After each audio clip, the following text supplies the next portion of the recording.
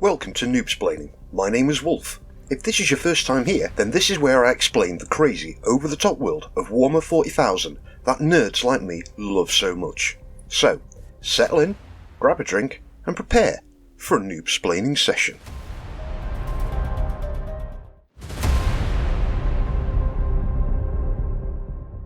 So in this video, we're looking at the Chaos Demons Combat Patrol box, and it's pretty clear which faction it's from. Good old Khorne, the Blood God. As always, the format is a brief look at the lore, what's in the box, how they should be used, and what to add next. In the warp resides 4 creatures of immense power, known as the 4 Chaos Gods, each brimming with malice and hunger for the souls of those in the real world. They will collect those souls, through weak-minded individuals succumbing to the whispers of power, or through the sacrifice of those not faithful to them. Each of the Chaos Gods has a distinct personality, and this box set is all about the Chaos God Khorne, not to be confused with Korn, the rock band, or Khorne, the cereal. Khorne is the Blood God, the murderous lord of battle, anger, violence, and hate. In fact, he's that angry and violent, I'm surprised he's not depicted as a chihuahua. Instead, however, he is depicted in brass armour, sitting upon a throne on a vast pile of skulls. Just like the Drukhari, there was a theory floating around a few years ago about how the Chaos Gods were actually the good guys, and the followers of Khorne actually have some twisted set of honourable rules in battle. Now if you believe that, I'm going to let you into a little secret right now. Are you listening, as this is just for you? You're a dumb fuck. There's nothing nice or honourable about Khorne and his followers. Firstly, he demands his followers take more skulls for his pile that his throne sits upon. Don't care whose. Warrior, civilian, men, women, children, even little Rosie's pet rabbit skull will do. The other thing he demands of his followers is that the blood must flow. Again, doesn't care where from. The other factions, followers of the other Chaos Gods, and even his own followers if he can't find anybody else.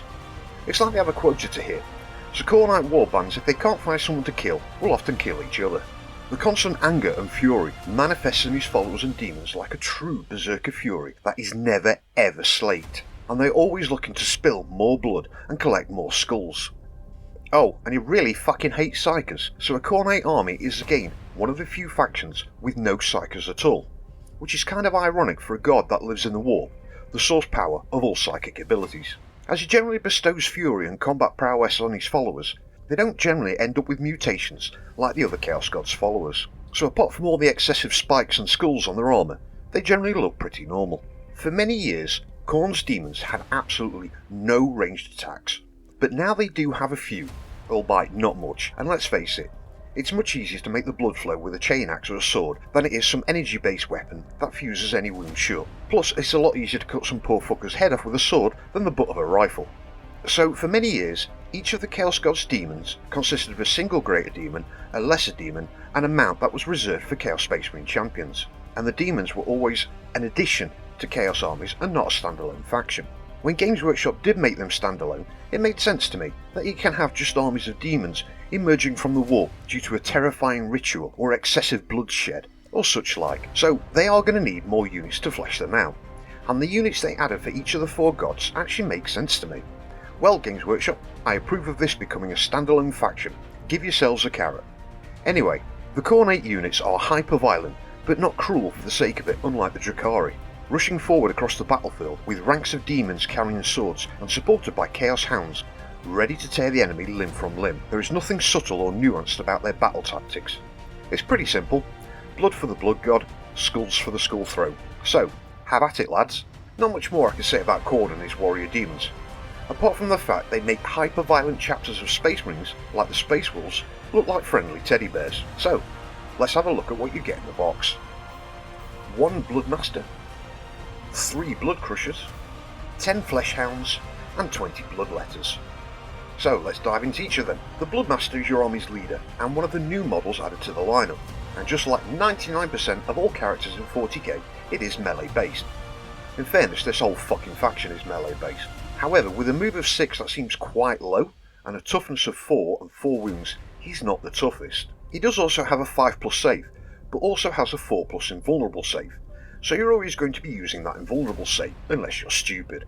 In combat he gets an impressive 5 attacks, that hit on a 2+, with a very respectable strength 6. So most troops you're going to wound on a 2+, and most characters or heavy infantry on a 3 or 4+. Those attacks also have -2 to arm save and a scary 3 damage each. This makes him very good against heavy infantry and characters, not so much against massed light infantry, as those 3 points of damage don't carry over to extra models. So while he can kill 5 Space Marines a turn, he can only kill 5 guard out of a squad of 20, but he can do up to 15 damage to a character, and that's going to fuck up most characters' days in a kind of permanent way. The 3 Blood Crushers are a semi-new unit. They took the Juggernaut, which was the Khornate mount reserved for Khornate Space Marine champions, added a blood letter onto its back, and buffed the fuck out of it. They have a huge 10-inch move, a massive toughness of 7, and 4 wounds each, again with that invulnerable 4+ save. Now, the 3 riders have 2 attacks each at strength 5, -2 to save and 2 damage each. The Juggernauts themselves have 4 attacks each at strength 6, -1 to save and 1 damage each. That's potentially 12 attacks doing 1 damage, and another 6 attacks doing another total of 12 damage, so 24 damage in 1 turn. On top of that, if they charge a unit, they roll 1d6 for each model. Each 4+ results in d3 mortal wounds. Excess mortal wounds can be spread to other models in the unit, meaning you potentially have 9 wounds to dish out before combat even starts, making these very good against massed infantry, heavy infantry and characters. In 1 round of combat, that's potentially 33 wounds. That's massive. The Flesh Hounds have a massive 12-inch move, toughness 4, wounds of 2 each. They also have a 7+ save, which means they don't have a normal save, but being a lesser demon, they do get a 5+ invulnerable save. They are also the only unit in this box set that have a ranged attack called Burning Roar, which is basically a flamer attack, which individually is nothing to write home about. So 12-inch range, d6 attacks, always hits, and has an OK strength 4.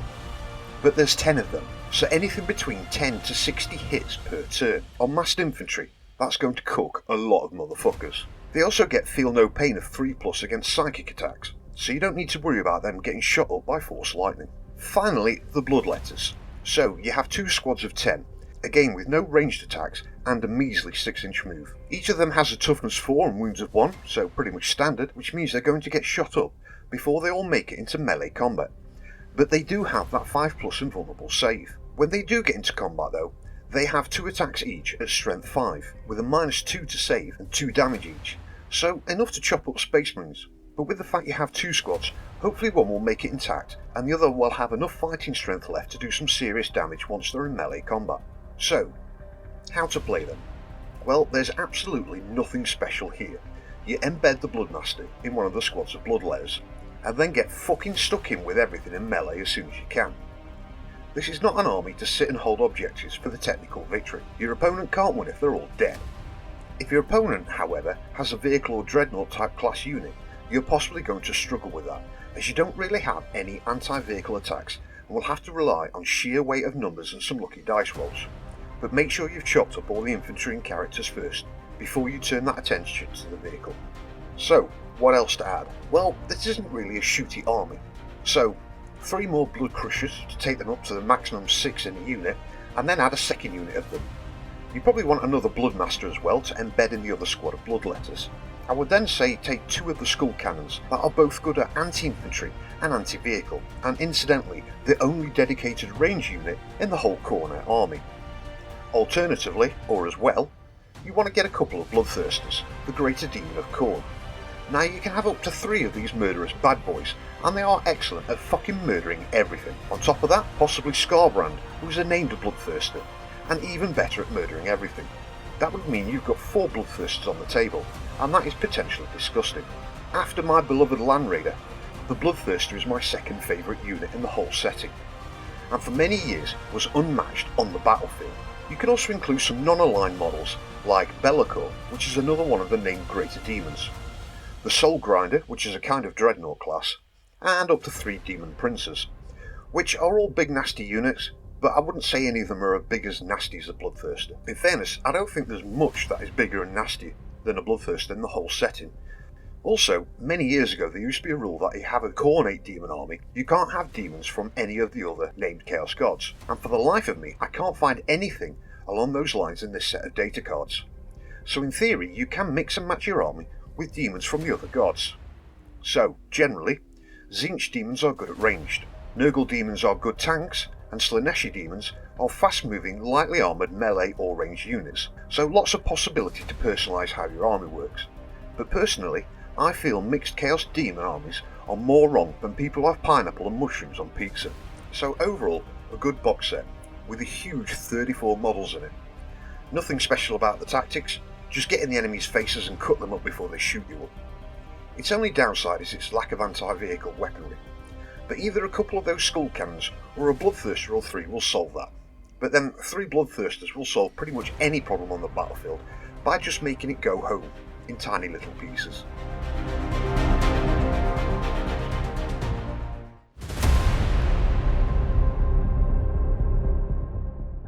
And there we have it. That brings us to the end of this week's video. If you made it this far, thank you very much. And if you laughed or learned anything, please consider hitting that subscribe and like button. Also, don't forget to share this video with somebody who could do some noob-splaining in their life. Please leave a comment. I do try and interact with every comment I get, but most importantly, thank you. And I'll see you next time.